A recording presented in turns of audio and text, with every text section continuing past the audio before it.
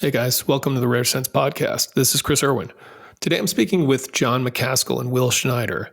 Jon is a retired SEAL and Naval Academy graduate, much like me, turned mindfulness and meditation coach. And you'll hear in the podcast that he attributes meditation to literally saving his life in terms of some of the mental health struggles that he was having as a veteran.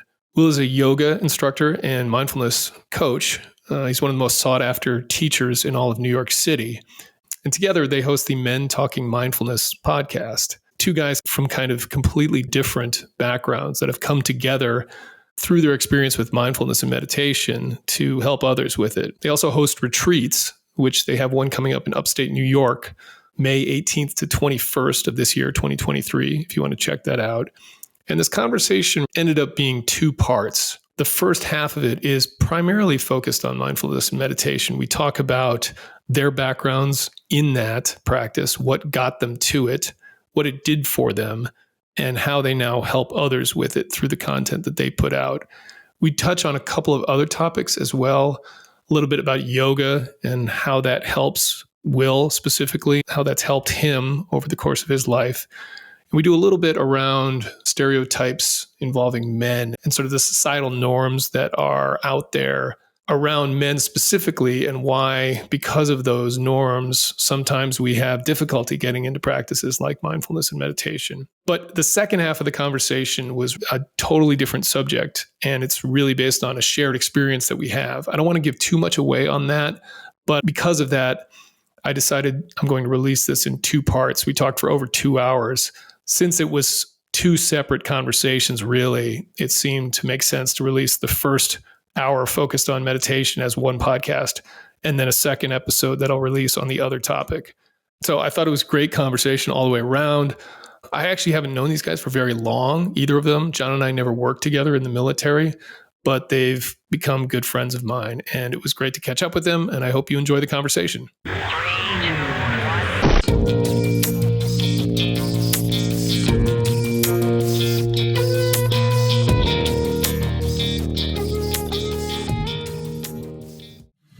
What's up, guys? How's it going? Good, Chris. Good to be here. Thanks for having us on the show. Yeah, man. Thanks so much. Honored to be here, brother. When was the last time we saw one another? Was it a year ago? A year plus? A year and a half? A year and like that. 3 months ago? Yeah, we've spoken since then. Since. Yeah, but I don't remember seeing you since. No, I don't think so. Social media. I don't think so. Let's start off with just quick background for people that aren't familiar with you individually or what you do collectively, which we'll obviously talk about as well. Just quick kind of synopsis. Whoever wants to go first, doesn't matter. Yeah, Will, why don't you go first? Will, you go first. Sure. Hey, Will Schneider here in New York City. I've been teaching like mindfulness yoga and meditation for, since like 2009. I've been a practitioner of mindfulness for over 20 years. I run Men Talking Mindfulness, co-host and co-produce with Jon Macaskill. We're slowly growing. The show is going very well, and it's always an exciting creative process that we continually move through together. And I don't know, that's kind of my little self in a nutshell, I think. We'll find out more as we go through. Right. This is me in a nutshell. Yeah, exactly. That's right, man. I'm trying to get out. All right. Yeah. So I guess it's my turn now. So Jon Macaskill, I'm like you, Chris, a retired team guy, SEAL, and found my way to mindfulness and meditation while I was in the teams due to my own struggles with anxiety and depression, survivor's guilt, and some other things. And finally got introduced to meditation and mindfulness along that way, along that journey, because it was the only thing that truly helped. I'd been on medications that definitely helped to numb the pain and the anxiety and the sadness, but it also numbed any kind of sense of fulfillment or joy or drive. And I just kind of felt empty. And I finally did have a counselor recommend it to me, mindfulness and meditation. And we'll get into that a little bit more, but I attribute mindfulness and meditation to not only changing my life for the better, but quite literally saving my life. And now I teach it. I teach mindfulness and meditation so that I can pay it forward, because I feel it's a duty and an obligation to do so. So now I am living in Colorado Springs. I've got 3 young kids and a beautiful wife. We live on a small farm, and I co-host Men Talking Mindfulness with my brother from another mother right there, Will. So let's start there. I think that's a really good place to start. Can you just, I wanted you to kind of get a little more into what you were feeling, right? And like, what did that mean for you? You said anxiety, depression, survivor's guilt. Yeah. How did that express itself for you? And then talk about where it went with the medication route too, because I'd love to know what you were on, why they thought that would be helpful. Sure. Because I'm one of these people that I'm not anti-meds. Yeah. I think that they have their place. I think, however, we rely too heavily on them, and it's a mind and body separation problem where we feel like we have to find a pill that's going to help us with our mind, which we can impact in so many other ways that don't involve medication or ingesting something even, right? Yeah. I mean, at least the common medications that you hear about, I mean, Prozac, Zoloft, Trintellix, you name the list. There are SSRIs that are out there, and I've probably been on every single one of them for anxiety and depression. What anxiety felt like to me was I didn't fear death per se, but I just feared every day. I feared like tomorrow is just going to be worse than it was today. And the next day is going to be worse. The next day is going to be worse. And that's kind of how I felt about every day, and just caused this tightening. Even as I'm saying that, I'm feeling tightening, right? Tightening in my shoulders, my back, my forehead, and just this overwhelming kind of sense like I just don't want to get to tomorrow. I just want today to be the day, and I don't want to get in tomorrow. And then the depression was the exact opposite. It was, man, I screwed this up yesterday, or I could have done this better, or 5 years ago, if only I had done this or said this, I could have saved someone's life. I could have changed someone's life, quite literally. On the battlefield. And I felt as though I didn't deserve to be here after I'd lost some of my friends that I felt in my mind at that point were better human beings. They were fathers, they were husbands, and they were very effective leaders in the teams. They were effective leaders in the community. And here I was, I just didn't feel up to par with them, kind of have that imposter syndrome. And because they were lost and I was alive, I felt sad because of it. And so the two together, the anxiety and the depression, manifested ultimately in physical pain, but then even more so, very dark thoughts about, do I take my life? Do I deserve to be here? And again, the medications, I'm not anti-medication. I just feel that at times people use them for too long, or in the wrong way, and they can be very effective in saving someone if they're in a crisis. I've been there, and I do feel that they did help, but they also, like I said, took away that drive and that sense of joy and sense of fulfillment. I just felt like a hollow shell of who I had been at one point. And I wanted to get back to the Jon Macaskill that, 21-year-old, not in age and body, but just in the drive and the fulfillment that I had back at that time. And that's when I sought help, because I was definitely seeking, or rather I was definitely thinking about taking my life. I hadn't put a plan into action. I wasn't along that far, but I was just like, you know what, I don't deserve to be here. And I knew I was in a bad state. So sought out that help. And luckily, the counselor was brave enough to recommend mindfulness and meditation to someone who at that time, this is 6-7 years ago, and it's becoming more accepted within these communities. But 6-7 years ago, it wasn't.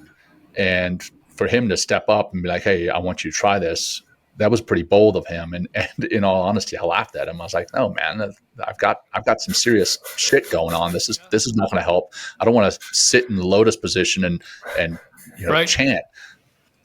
I didn't think anything. I just I thought it was for hippies, monks, and weirdos. Yeah. And I never felt that. I didn't know the science behind You're it. offending Will with the hippies comment. Fucking egg, dude. I'm not going to offend him any more than I've already offended him in the past.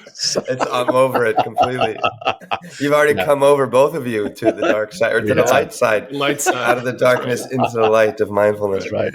Yeah. So that's my quick down and dirty. And is that the counselor that recommended? Was it the same one who had recommended medications? Or No. prescribed them? No. So I had gone to psychiatrists for the medications. Okay.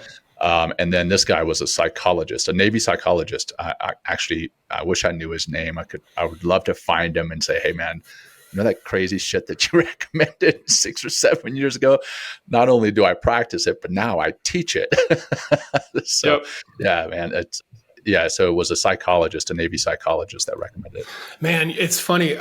I guess even the stuff that we've experienced together in terms of healing, I didn't realize how similar our stories are. Like in terms of the experience, not necessarily exactly what happened, but the same exact feelings.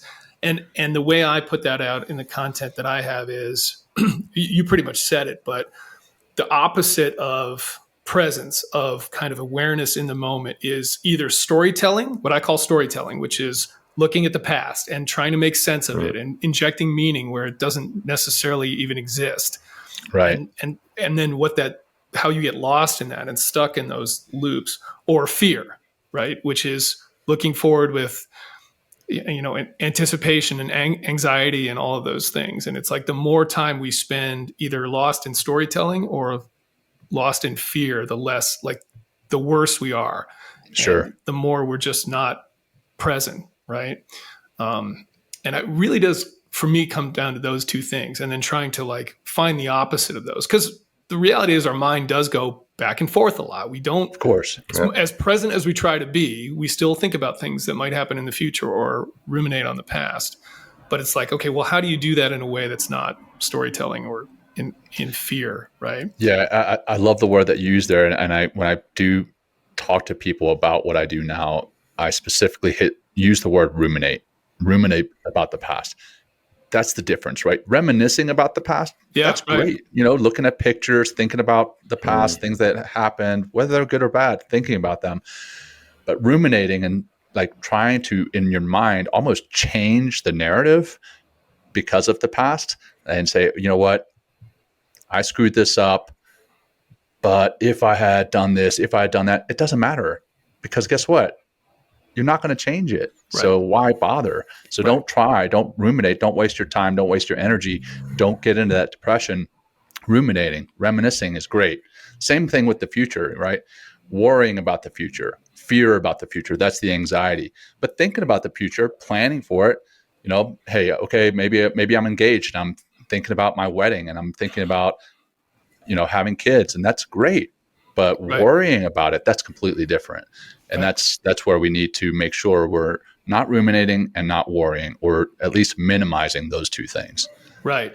And my solutions for those things are, if it's backwards, if we're talking about something we were thinking about in the past, it's one, acceptance of whatever it may be, and then gratitude, right? So the opposite for me of the storytelling is acceptance and gratitude. It's just getting that mindset, just being thankful for things. And you can always find something to be thankful for. And then the opposite of fear is curiosity, and then ultimately intent, what you're talking about, right? Planning. So it's taking anything that you might be afraid of, especially if it's going on in your body, like you talked about pain and things like that, and turning that into curiosity. Just, you can be interested by it. You can be interested by anything that you find fearful, you can instead be interested by. Right.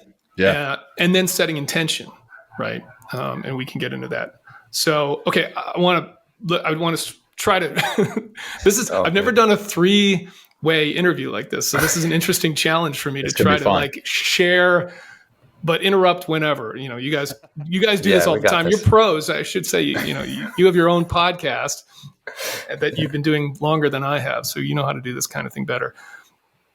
So, Will, do you have a similar story? This is how Jon got to mindfulness in his life. Do you have a similar story? What's your background that kind of got you to that approach and practice? I started. So I left. I had a corporate job. So I got out of college. Like, when did I graduate? Like 97 or 96. I had a degree in biology. I went on and for 6 years and worked in a pharmaceutical company in their laboratories, and I hated it, and I just felt lost. And Wow, you and were then really part of the evil empire, huh? I didn't. Well, I didn't realize how evil it was like 20 years ago. Right now, it's like Pharmaceutical company. Oh my I God. was like in the laboratories, like, making shit and like fermenters. I was doing bacterial microbial fermentation, and I just like I never had the opportunity because I was like an athletic kid, and I ended up playing basketball. Like, and I love basketball. I played all through college. That's just the way that I kind of expressed myself. And life, came at me pretty good after college, and just kind of being lost in, who the fuck am I? And had a broken heart. That broken heart led me to begin to step on the path of a creative life as an actor here in New York City. And I just was like, I just wanted to be more present on stage. I wanted to be more relaxed. I wanted to be more calm. And I started looking up, I think it was like in 2006, 2007, I just started looking up meditation, because I don't know where or how or who kind of clued me into this would be something that would help me, just to relax my anxiety on camera, on stage, in class. And I'm still a very anxious person anyway. And I just started meditating, actually with TM in the Transcendental Meditation. And that's just been, I don't necessarily use TM all the time now, but I do meditate every day, whether it's like a breath meditation. I always throw some gratitude meditation. And it's just helped me, like you guys, in some ways. It's just like, I don't know why or where all this anxiousness has come. I think it actually comes a lot from my mom. She's, I love you, Mom. She's an anxious person, and she still lives through a hell of a lot of anxiety. And I think I just kind of, that just was part of my first nature, just by, being raised by my mom, my dad. And so I just use it all the time to just try to, like you guys were talking about, just to be more present and not ruminate in the past, which, like, I find myself jumping into the past and trying to win arguments that happened in the past or something. You know what I mean? It's like, it's ridiculous. Or how I'm going to win them in the future, Right. and that opportunity, presents itself again, and it's just been very helpful, and it's just been so rewarding for me that I just kind of, towards the end of my acting career, about 12 years ago now, I started, taking that second step instead of just, practicing on my own with, yoga came into my life shortly after I started meditating, and I was practicing like consistently for a good couple of years, and I ended up getting trained and certified, and I was like, this just seems like something that I'm really started to enjoy, just to see people just kind of transform in just like an hour's class. And I just wanted to be able to help them do that. And, I just stepped into the teaching world of this. And ever since I did, it's like, you kind of, when you meet the path you're supposed to be on, the doors open, and that's exactly what happened. And now it's just been a pleasure to do all the work I've been doing for like the last over decade of just helping people understand these practices in a basic way and help them just, get to a baseline of health. Yeah. Which we can grow a lot from there, Yeah. For sure. So Jon, getting back to kind of where you were with this, and this counselor who said, "Hey, why don't you try some meditation?" And you were like, "Yeah, screw you, dude. That's not what I need. I need drugs." Yeah. Exactly. What happened from there? So Yeah. what did you adopt, and how'd the process go? Well, the irony, Chris, is that I had learned a little bit of this on the shooting range. I'm sure you had learned something to the effect of, hey, relax, let's control your breathing. Like, I learned box breathing on the shooting range. Nobody told me that it was a mindfulness practice. Nobody told me it was a form of meditation, if you will. But they had told me, hey, if you want to calm your heart rate down, if you want to calm your breathing down, just do a 4 count of box breathing. Okay, sure, no problem. Real quick, just for anyone that doesn't know what that is. Oh, yeah, great point. Man, I'm a quote unquote professional podcaster, and I screwed that up. So box breathing. That's why I'm here, man. Yeah, thanks, man. For those who are listening who are not familiar with box breathing, it's basically you just breathe in for a count of 4. That's the first edge of the box. You hold for a count of 4. That's the top of the box. You breathe out for a count of 4. That's the other edge of the box. And you hold for a count of 4. That's the bottom of the box. And you do that 4 or 5 times. And that literally resets your body. It taps into the parasympathetic nervous system. It activates the parasympathetic nervous system so that you calm down. Your respiratory rate decreases. Your heart rate decreases. And you can do that just about anywhere. And for anyone that doesn't know, parasympathetic side of your nervous system is your what quote unquote rest and digest, right? Right, exactly. Sympathetic is kind of fight or flight. That's activating, which is weird. I think intuitively we always think sympathetic should be the rest, but I agree. I totally agree. The way I remember it is I think of a parachute. Same. Parasympathetic. That's how I remember. Yep, exactly. So, I was taught, and again, the physiology wasn't explained to me on the range. It wasn't told, hey, you're going to tap into the parasympathetic. It was just say, hey, this is a way to calm yourself down. So I was doing that, and I did that a few times throughout my career to control my shooting. That said, fast forward to where I'm struggling with the anxiety, the depression, and I've got this counselor telling me to practice these weird things, mindfulness and meditation. I laugh at him at first, and then he's like, hey, well, okay, what if I told you that I could give you a pill and this is going to sound rehearsed because it's part of my talks, but if I could give you a pill that was going to change your performance for the better, both personally and professionally, mentally and physically. So yeah, hell yeah, doc. I mean, as a type A personality, we're always looking for an edge, right? We're looking for an edge over the enemy on the battlefield, or we're looking for an edge over our best buddy right next to us, right? We're always looking for an edge. So I was like, yeah, doc, I'll take that. Well, guess what? It's not a pill. It's mindfulness and meditation. So now he's selling it to me as performance enhancement. So, my knuckle dragging self, I'm like, performance enhancing, I'm going to do this. Type A personality, I'm going to do an hour-long meditation. So the very next day I go and download like this, I think it was Insight Timer at the time, sit down for an hour-long meditation, and I start listening to the guidance and start focusing on my breathing. And then about 17 seconds later, my mind is everywhere except on the meditation. My mind is on the fact that I have to pay my taxes, the fact that I got to change the oil on my truck, the fact that I got to pick up the dog crap in my yard, everything except this meditation in the here and now. It is the exact thing that you're telling me about the anxiety and the depression, fear of the future and the storytelling of the past. It's everything except being present in that moment. So I go back to that doc. I'm like, yeah, man, that meditation stuff, it was crap. It didn't work. It was crap, and I'm too busy. Like, I'm just too busy a person. I've got too much stuff going on in my life. Everybody who does meditate must live in a cave or just cannot have stuff going on. This is so great because you are the stereotypical person that I talk about, and I'm sort of similar too. Of the completely. Hey, I tried meditation once and it didn't work. Exactly. Exactly. Bad idea, which is so strange. And I always say it's just like saying, well, I went to the gym once and I didn't need to shake. Exactly. So that's what I told the guy. I was like, hey, look, man, I tried that meditation. I tried to do an hour long, made it about 17 seconds. He's like, well, what kind of meditation did you do? This. And he's like, well, that's like going to the gym and getting under, the barbell with 350 pounds and never having lifted weights before, or like lining up at the starting line of a marathon without ever having run a step before. Yeah. That, and if you go into the weight room and you do lift and you come out of the weight room, do you expect to be ripped and shredded and just, your entire life to have been changed? No.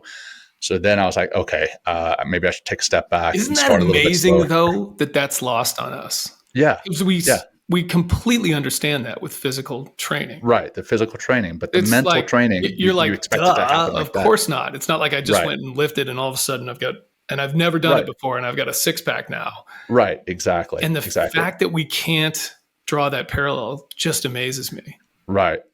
But yes, I think with the mind, we just expect it to be like a switch. Yeah. Well, and it can be to some extent. I mean, the thing that I say is obviously you can change your perception and your mood in the moment. The difference is what the training does, what mindfulness and all these other things do, is it helps you do that faster, better, more often, right? Mm-hmm. And for longer. And for longer, Yeah. right? So I mean, can you change your mood? Can you decide to do that? Yeah, you can, but you're more likely to do it more often, better, for longer, all of those things, and build up sort of patterns of behavior if you adopt a practice behind it. Right. I mean, it's the physical analogy is still there, right? Hey, if you do 10 curls, your biceps feel like they've worked, and then you look at them for a second, they're like, oh yeah, it's definitely bigger. But then an hour later, you're like, okay, it's not. Yeah. But, go ahead, Will. It's tough. No, it's tough to measure the mind, and plus, like we've used the mind so much, or the mind is rewarded so much for our intelligence, for our memory, for like recalling this, or it's used as something that's strategic or a tool, but then being asked to just focus, and then the results of focusing, or you don't necessarily see really quick results of focusing. And to be able to train the mind and relax and focus the mind is just so. I just feel it's so foreign to our society, and it's not respected at all. And now it finally is. I mean, it's nice that guys like you are starting to speak up, and realize how the importance of mental training and I think we're seeing it more in sports. There's definitely a huge focus on meditation and mindfulness, and because it really does enhance everything we're doing, because we are able to enhance our focus. Well, I think it's a lack of ability to understand that your thought patterns you don't have to identify with them. You don't have to say, this is me.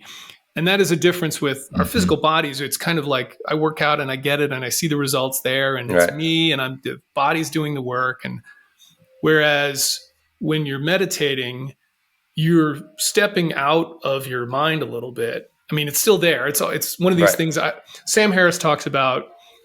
We feel like we are standing on the edge of a river, watching the river, like we're observing our lives, sort of like we're this kind of entity that floats around in our head and sees things from a perspective. But the reality is, you are the river. You are the experience. The weird thing is that the river can look at itself. It can experience itself, which is the bizarre part of consciousness, the fact that we can do that. But because of that, it means that you don't have to lock yourself into these thought patterns that happen. It's just a stream of information. And as soon as you can sort that out and realize that, then it's like an awakening of, hey, wait a minute, I don't need to, that's not my thoughts necessarily. They're just thoughts. It's like a television or a radio or anything like that, right? So Jon, did you have an aha moment where it was like after committing to this practice a little more, where you're like, oh yeah, it's probably going to take me more than once to I mean, I felt like a complete dumbass, right, in that moment, right? And then my next aha moment was about 2 or 3 months later, when now I've gone back and, the doc introduced me. Okay, let me rewind a little bit. So I tell the doc that what I'd done, and he's like, okay, he explains the analogy there. And he's like, well, why don't we start with some box breathing? And at that point, like, light bulb went up. Yes. Box breathing. I've done this before. And so he introduced me to box breathing, not on the range though. I'm just sitting there in his office and I do the box breathing and I'm like, okay, yeah, I actually do feel a little bit better right now in this moment. But then I left the office and I get in the car and I get, in traffic, and I'm like flipping the bird to the guy right next to me who cut me off. And I'm like, okay. So maybe I should do some box breathing while I'm driving. So I do some box breathing and it calms me down. And then I would do it a few times throughout my day. And then I would go back and visit him. He's like, okay, well, now you've got box breathing down. Let me introduce you to a couple other things. And he introduced me to a couple other things. And I started practicing. And about 2 or 3 months later, I had somebody come up to me and they're like, Jon, what are you on? What are you taking? I'm like, high on life, brother. Yeah, exactly right. I used to have that poster with the hot air balloons. Yep, I'm high on life. That's what the hippies say. Yeah, that's it. So, he comes up to me. He's like, "What are you on?" I'm like, "Well, funny enough, I'm actually off of everything. I've come off of everything, and I'm now this is another sense of anxiety. I'm anxious about telling this person that I'm meditating because it is, in my mind, still kind of a weird thing for people to do. So I take a chance. I'm like, hey, well, I've actually started meditating. And in my mind, I'm thinking his eyes are going to glaze over. He's going to turn around and walk away and tell all his friends, hey, John's turning into a hippie. He's a total weirdo. And that didn't happen. He was like, what? Meditation? What? How did you get into that? Tell me more. And then he was like, well, hey, could you teach me? And I was like, well, I'm not a teacher of any sort. I'm just going through it myself. He's like, well, maybe we could just do it together. And we started doing it. And then, about another 2 or 3 months later, we had another couple of guys in there and they were doing it. And I was like, holy shit, this is something that I could help people to help people do in their own lives, change their lives for the better, potentially even save their lives. So those were some aha moments there as well, right? The aha moment in, oh man, I'm a dumbass. I can't just practice this one time and expect it to change my life. The second aha was, oh man, box breathing. I've been doing that. Why can't I do it, in the car? Why can't I do that at the house? Why can't I do it with, in my relationship? And then fast forward, and then I get introduced to this guy. Or I don't get introduced, but he comes up and he's like, what are you taking? What are you on? Like, oh man, there is a change. Something has shifted in how it's not a drastic change. It's just like looking in the mirror every day when you're working out, right? You're not going to notice that drastic change. But you fast forward and you look in the mirror 2 months later, you're going to see a change. You're going to feel a change too. Well, the same thing mentally. I started to feel that change. So last thing on this, when did it impact your actual issues that you were dealing with, the actual anxiety and depression? At what point did something happen there where it made an impact for you? Yeah. I think I didn't realize that it had until I saw that the performance, quote unquote, performance enhancing stuff was there. And I was like, oh, you know what? I'm performing better at work. I'm performing better in my relationships. I'm performing better on my own, mentally, physically, emotionally, spiritually. And then I realized, oh, you know what? I haven't been anxious about tomorrow. It wasn't this switch where I was like, I'm anxious about tomorrow. I'm anxious. Oh, suddenly I'm not. It was just at some point I realized I'm not anxious about tomorrow and I'm not sad about yesterday. And if I am, coming back to what you talked about before, Chris, I don't define myself as anxious. I'm like, hey, I'm experiencing some anxiety about this particular thing, right? Yeah. Or I'm experiencing some sadness about this particular thing, but that doesn't define Jon as anxious or sad. Yep. And I think that was, probably 3 months after I'd been practicing regularly that I started to see and actually notice that change in myself, although it had been there before. That's really cool that it happened kind of under the surface for you. Yeah. And it wasn't up front and in your face. That's awesome. That's like one of those things, those radical transformation videos where the person doesn't realize how much weight they've lost and then they step on the scale and it's like, oh my God, I lost 200 pounds.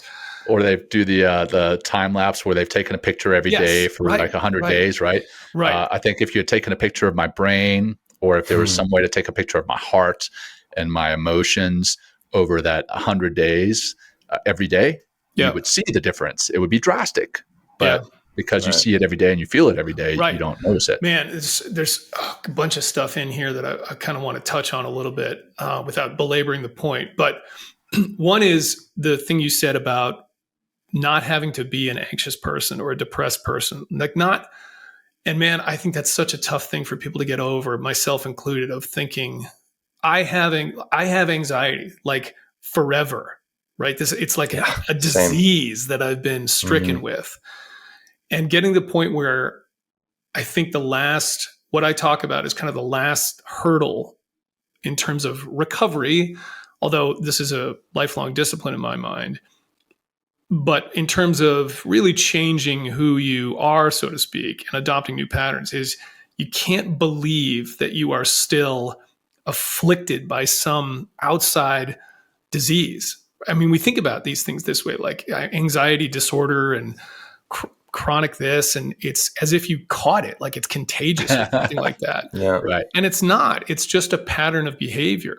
But every time you express something like, I'm an anxious person, or I'm a depressed person, I have depression, I have anxiety, you are just reinforcing an unhelpful belief. And even if you feel that way, this is the part that's difficult. You have to get out of that practice and start saying, No. I used to have that problem, but I don't have that anymore. Right. Even as you're still feeling it. And I think that's so tricky. One of the guys that in some of the stuff that we've done together, one of the facilitators down there, I mean, he said that to me about my chronic illness stuff. He's like, you got to stop saying that you have a chronic illness. He's like, I have a friend who had something similar and he moved towns. And when he got to the new town, he decided that he was going to make a clean break and not talk about that anymore and not tell anybody about that. And it completely changed his life because he was identifying that way. So then other people saw him that way. Right. And it just reinforced that unhelpful belief. Right. And you have to get out of that practice. The other point that I just want to harp on is, man, the glacial pace of this stuff is so critical to understand, because exactly what you did in terms of like, okay, I'm going to adopt this. I'm going to do it an hour a day and blah, blah, blah. That is so much part of, I would say, our culture writ large, but especially for alpha types and people with our background of just like, I'm going to do it twice as much and I'm going to go as hard as possible. And you can do that. Like, that's okay. But easing your way into this kind of stuff, especially for me, like I've got this rare sense challenge out right now where it's like 20 minutes of all these different things. Yeah. And to some extent it's great. Like if I encourage people to try it, obviously, because I want them to adopt these practices, but it can be almost more effective to just adopt one practice for 5 or 10 minutes a day and get that as part of your patterns of behavior than trying to do it all at once. I find this with myself. It's like, you feel the weight of, I got to do this and that and the other thing. And it's like, build up the habit of just incremental changes and how that accrues over time. And don't expect the results to come overnight. I mean, it's just so, it's counterintuitive for us because we just think the answer is harder, faster, more. Right. And it's not in this circumstance. Like, you'll get there eventually. But it's sort of like saying, I want to train for marathons. So tomorrow I'm going to just start with like 20 miles. Like, okay, you can do that. Super painful and might not even be the right approach. And isn't necessarily going to set you up for success, right? So anyway, Will, so when you kind of started doing this as well, did you have a similar experience? Was it like kind of life altering? Did you have an aha moment? Was there a light bulb that went on?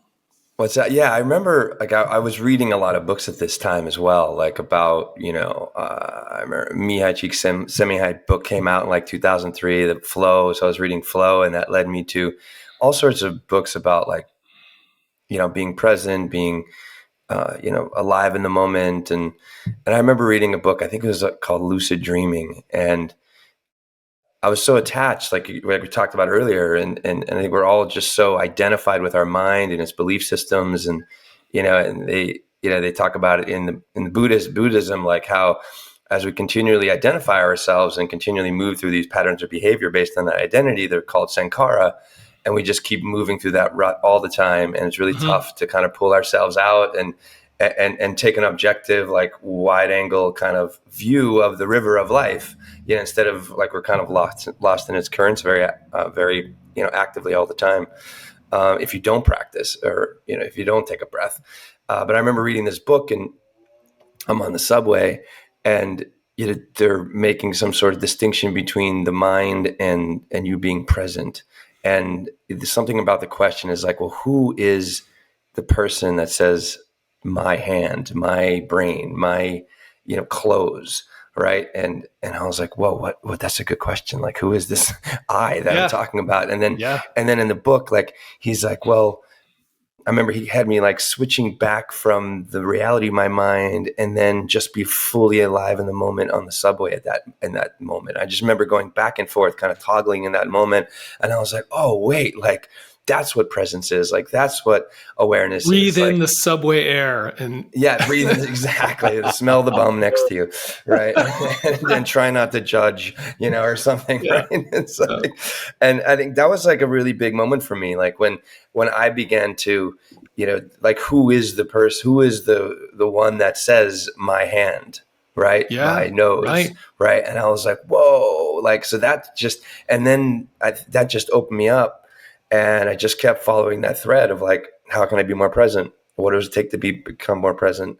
And like you said earlier about like, it's like this very slow glacier melt of development, that it's like little baby steps, like you said, just a 5-minute practice, once a day or a couple times a day. And you just slowly walk yourself in to more presence, into more mindfulness, identifying yourself with the moment instead of all the things that happened to your past or all the expectations that have been like lobbed on top of you without you even knowing it, from who knows, as a soldier, as a son, as a worker in some capacity. So yeah, it's a nonstop revelation as well. Like one thing, part of my practice now is just keeping my fucking mouth shut.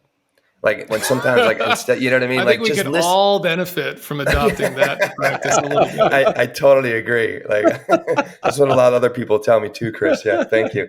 It would make for a great podcast if you just sat there with your mouth shut and just shake my head. That's like there's an old God, what is it called? There's an old song from the 90s which is sort of making fun of grunge rock and alternative rock, and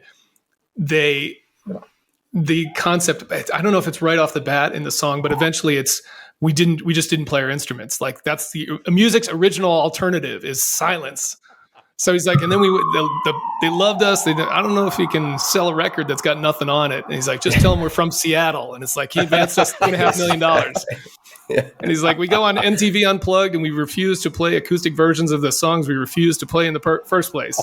And then we smashed our shit, right? Like it's a great concept. So love it. Anyway, getting off track, but that made me remind me of that. Oh, good.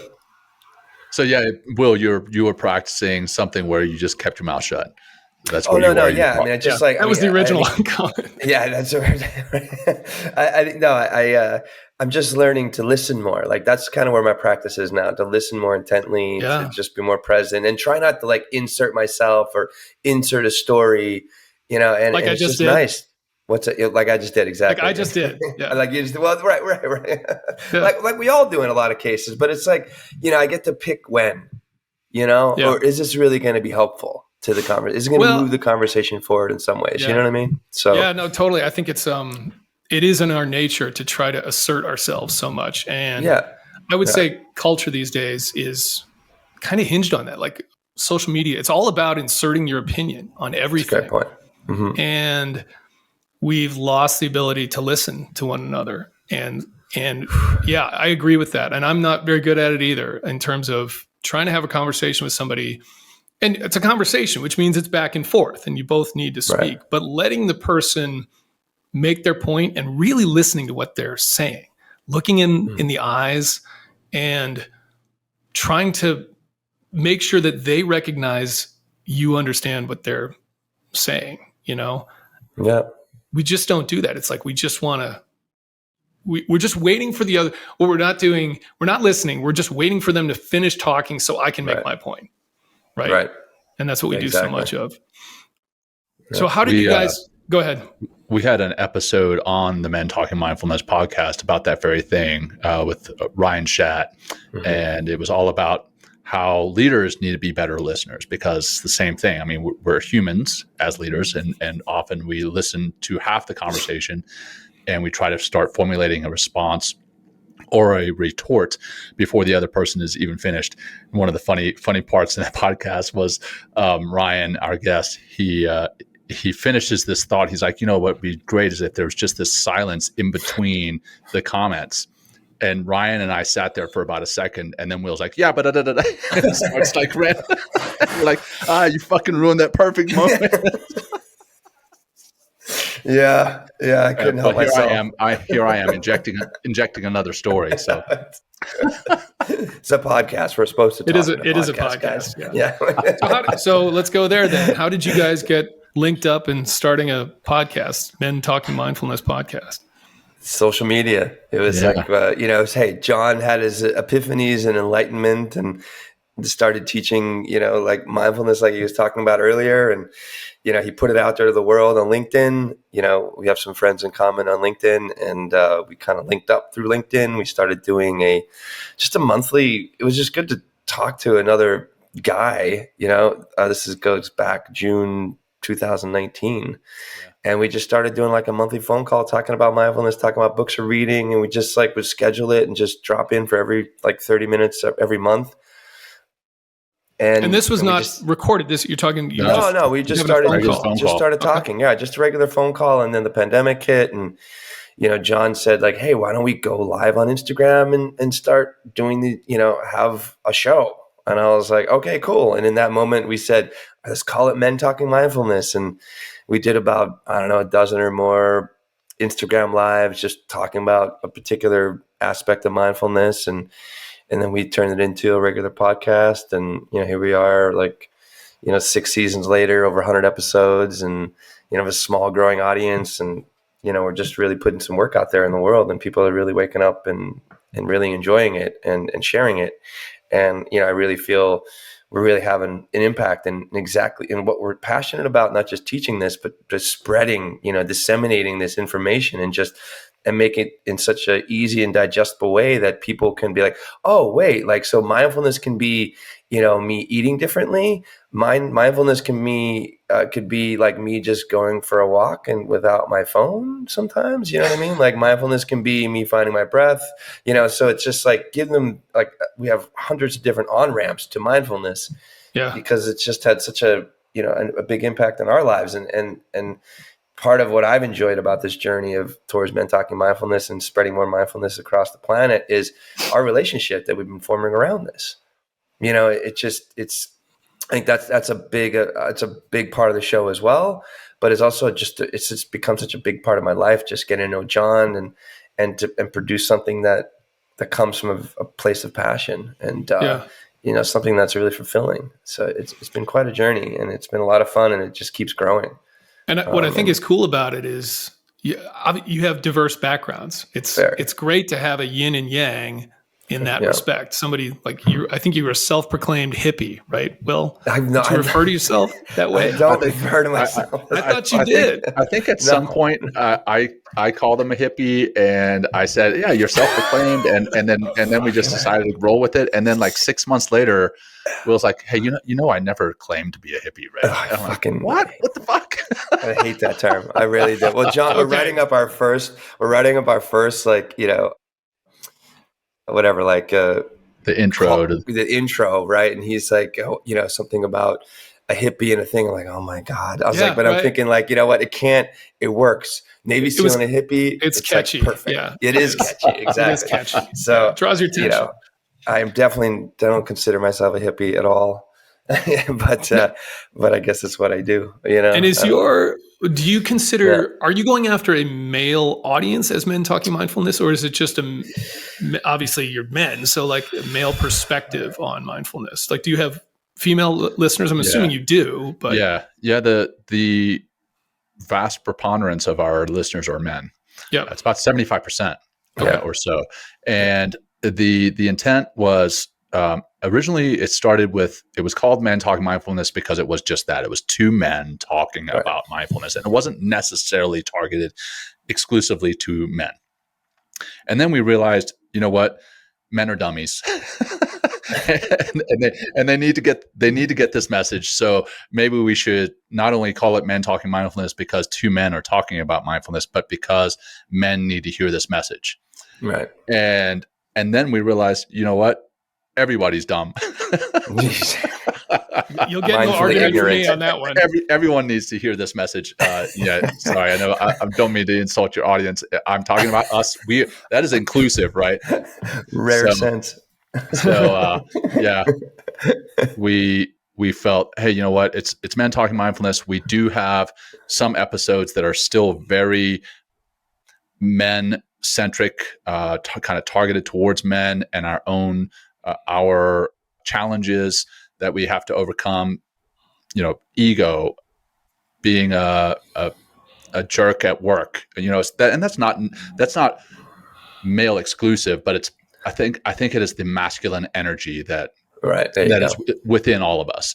And I don't want to get into the topic of toxic masculinity per se, because masculinity in and of itself is not toxic. But if you try to force your beliefs, whether it's masculinity, femininity, your religion, your political beliefs, if you try to force that on anyone, that's when things become toxic. Yeah. So we do talk about confined masculinity. We had Ed Adams and Ed Frauenheim on our show. They authored a book called Reinventing Masculinity. And they talk about, rather than talking about toxic masculinity, they talk about confined masculinity.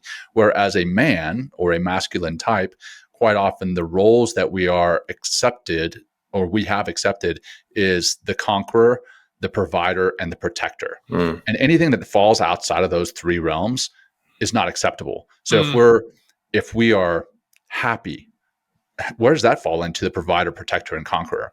No, nowhere. It's secondary, so to all those things. Happiness shouldn't be an emotion that men should express. Vulnerability shouldn't be an emotion that men should express, or at least that's how society kind of sees masculine. Sure. But in actuality, there's many other roles, provider, conqueror, protector, for sure. Those can be roles that you fit into, but what about nurturer? What about, artist? What about creative? Those are all other roles that we can fit into just as well. So the other side of confined masculinity, I always screw this up, Will. What is it? I'm right here.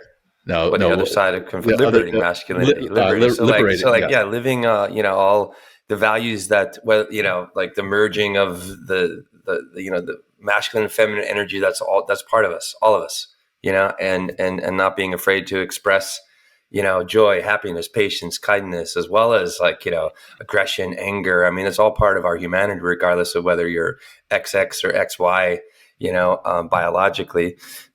It's just who we are. And it's a shame that men have just been thrown in this box, and it's, we can see what's manifesting now out of like decades and generations of men, just being, defined by three major things. And that's why I think it's, here we are having this conversation, three dudes, that have found these skills and these practices of mindfulness, and how much they've changed our lives. And we're able to have like an open conversation about it, and not feel ashamed or guilty, or, like doing this with like pseudonames and changed voices or something like that. Right.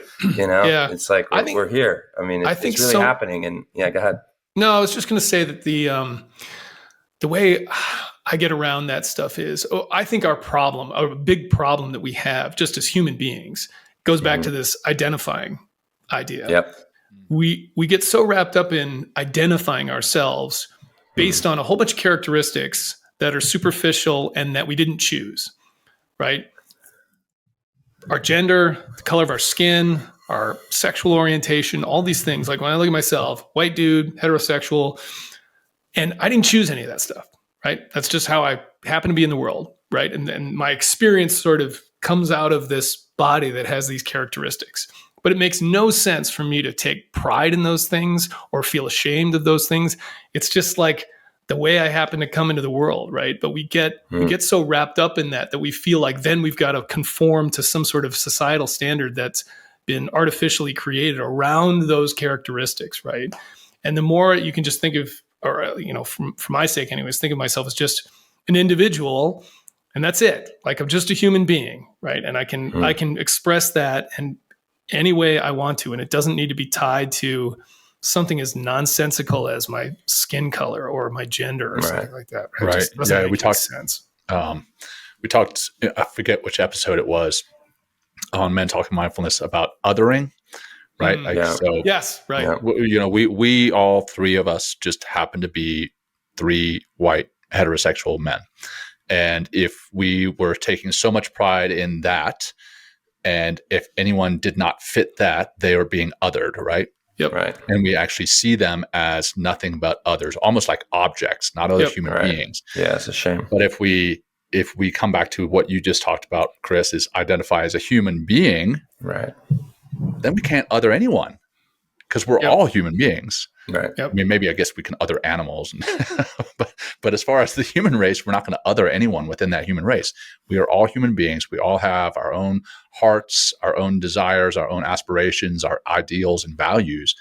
And that doesn't necessarily make us a bad person because of colors or race. Now, I will say, if their beliefs and values are infringing upon others' rights and privileges, that's when there's definitely Oh, things of that course. can come into. Yes. But Right. yeah, just based on gender, ethnicity, color, sexual orientation, we're totally othering people, and that's when it becomes dangerous and really hurts. Well, I always like to liken people as we are an experience. That's what we are. So I sort of not conflate, but I actually deliberately sort of conflate the idea of mind, experience, and you, me, right? I am the output of this stuff. I'm not this stuff. I'm the experience that's happening. Right. And There you go. so I liken it to a musical instrument. I'm the music. I'm not the instrument. Right? If you thought of my body as a guitar, I'm the music. Yep. And so if you think about it in that context, everybody is just a piece of music. And if you hear beautiful music, does it matter what the instrument looks like? No. What you're concerned about is how the music affects you. Right? Oh, nice. I like that. So that's how you have to think of people. The actual person is the music. It's not the instrument. Yeah, I agree. Anyway, man, that's all deep. I'm like, gotta shake it I off know. that one. Thank you. That's where we wanted to go. So I want to get into our shared experience here now that we're an hour Please. in. But before we do that, the other thing I wanted to touch on is a little bit of yoga. Because, actually two things. I want to talk about yoga, and then I want to talk about the retreat you guys have coming up, because that's, I think, an exciting opportunity for people to interact with you directly and learn from you. So, but let's talk about yoga a little bit, Will, because that's something you're really steeped in. I know you practice a lot. Yeah. I do it a little bit, and I've gotten better at it in terms of commitment to it. But I want to just get your perspective on the importance of that for you, what it's done for you, and how that ties into even your mindfulness practice. Yeah, I mean, my yoga practice has changed tremendously ever since I kind of got on the path of yoga. It was 2007. I think I started taking kind of like yoga classes like in 2000, and then that was when I lived in Philly, and then I moved to New York in 2003, and then I started taking practice seriously like 2007. And in the beginning, it was just a means just to kind of open my body and experience my body in a different way. And I went to I was going to power yoga classes in the beginning, so we'd hold poses for a long time and flow through the same sequence of poses very often. And I just started having all these different experiences in my body and like releasing all sorts of tension that I didn't realize was even like so deep in my body from all of my athletic pursuits, like growing up. So from I think one thing about yoga is people think of it just as the physical practice, like the asana practice, like, and that asana means poses, and that's moving from whether it's like warrior 1 to like moving through the whole like chaturanga, up dog kind of thing, down dog, like those are all the poses, and they're put typically the way the West expresses yoga is through like sequencing. So, you're in an hour class and you're moving through a particular sequence that, that keeps you on your feet, keeps you on the floor, you're on your back, you're on your belly, back bending, forward folding, and just really opening your body in a great way. But also there's other, there's 8, like the 8 sutras of yoga. They start with like, basically the 10 commandments, like how to be, how not to be. All right. But then we go into like pranayama, asana, right. And then contemplation into the mind, like into meditation. And then also, living for a higher cause, like giving yourself or understanding the divine nature of things. So it's like, these are all the limbs of yoga. And the physical practice is just such a great, incredible tool, which you're experiencing, Chris, Jon has experiences as well, to kind of rinse your body and your mind of like this daily stress and anxiety and the hardship of that usually just comes on just by having this physical, having our instrument, right? That keeps us walking in the world, right? Yep. Like that this instrument needs to be tuned, right? And if it's not tuned on a regular basis, and yoga is a great way of tuning your instrument. So not just to let go of the things that get in the way of like that higher frequency, but also to attune to that higher frequency. And part of that attunement is working with your breath. And that just not only helps us to be more present in the moment, but also helps to relax, more of that, like the deeper levels of stress and anxiety in the mind and in the body. so it's a beautiful practice. It keeps me, I'm more agile. I'm much more balanced, like, not just mentally, but also physically. I'm more limber. So it gives my body the ability to, really be more responsive in the moment. And I feel like I haven't really been injured significantly in years, because of the practice of yoga. But when I'm really in the practice and really being led in a practice instead of me leading a practice or leading my own practice, but I just get to see myself, as a student and experience myself as a student and just also challenge myself physically. There's a lot of, people just think, when I started teaching yoga a long time ago and trying to get people interested in the practice of yoga and mindfulness, everyone was like, oh, yoga is just stretching, and it's so much, depending on where you go and the type of practice and, there's different ways to practice. It's so much more than stretching here in New York very often. And I teach it as a way to challenge yourself physically so you can get to know yourself more mentally. And you get to use the breath as, the go-between between my catastrophizing a particular moment and talking to myself in a self-sabotaging way versus shifting over, being more present and using my mind as a way to, to empower myself and to be more inspiring and stuff. So, and, and I see it help so many people. What are your experiences now, Chris, with yoga and how it's working for you? Well, I'm a big fan of kind of multitasking some of these things, some of these ideas. Okay. What does that look like? Not always necessary, but we all have busy lives. And so if I'm trying to like do breath work and do meditation and do sauna and like all these other things all these biohacks we have to do today too. I got to dunk myself in an ice bath every day and I've got to intermittent fast and all that shit that's out there. Microdose and whatever. Right? Everything. Right? It's like, okay, one, I can't get overwhelmed by that. I can't do all of it. But if the things I'm going to do, can I get multiple bites out of the apple in one go? Great. And I know that for me, I'm kind of like a CrossFitter. I like to go hard with my workouts or high intensity interval training.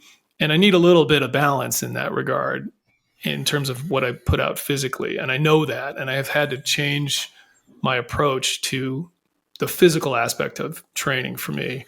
But with yoga, so it's kind of those things. One, I found that I really like hot yoga because room temperature, I'm not very limber. And so it was more difficult to get in these things. When you're all super hot and sweaty, it's just, one, it feels like I'm kind of getting a detox out of it. Like I'm in a sauna. So I'm sort of getting that impact. Yeah. Two, it's just helping me move better. And it's an hour long. So I get breath work out of it. If I'm really focused on that, I'm getting stretching, which I definitely need. And I'm getting energy movement through my body, which I really like. I also like Qigong a lot, although that's a slightly different practice. But then if I can adopt the meditative part of it too, which I think is the real trick. To me, it's because you can spend an hour yoga class and your mind's just wherever and you're not paying attention to it and you're just thinking about something you got to do. Or if you really try to be present, like right for this hour, every time my mind drifts off, I'm going to meditate at the same time. I'm going to bring it back to like, am I right here, right now, paying attention to what I'm doing and present. And that's like 4 things all in once in terms of practices that I can do. And that's what I really like about it. So I do it once a week now. I think twice a week would be better, but I'm getting there. Like I said, baby steps. I find it better to adopt a practice, even in a very small amount, and get that habitual. And then you can expand it from there. It's just, I think, sets you up for having that as part of your life longer term if you do it that way. I think so. Yeah, for sure.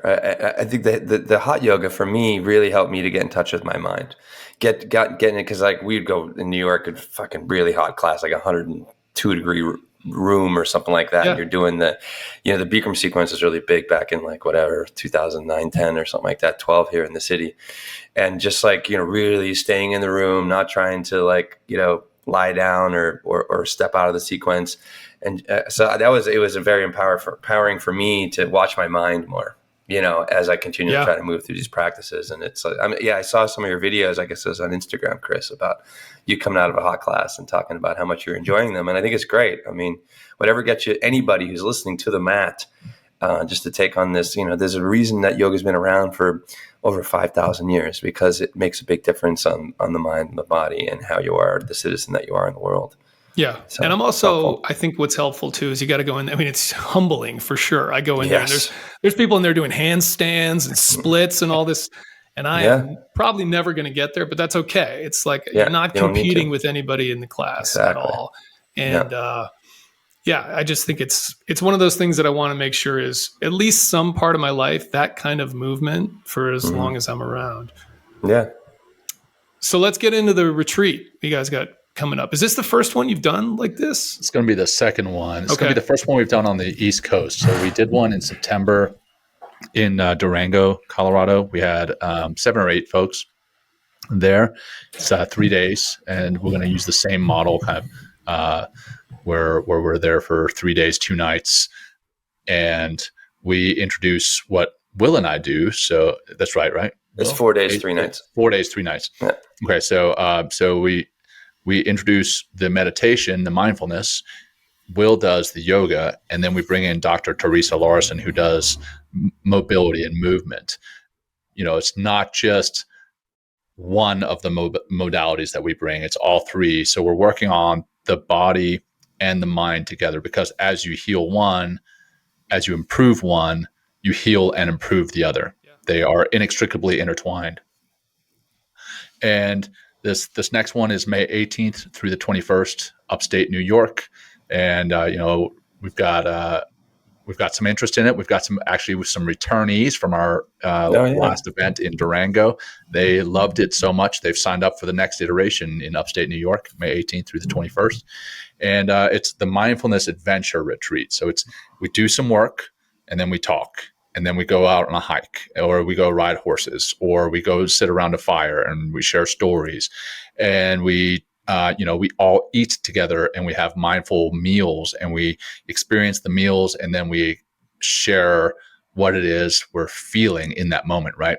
So much of what we miss out on in our lives these days, because as you mentioned, Chris, before, that we're all very busy, we're missing out on the emotions that we are experiencing or that we could experience, be they good or bad.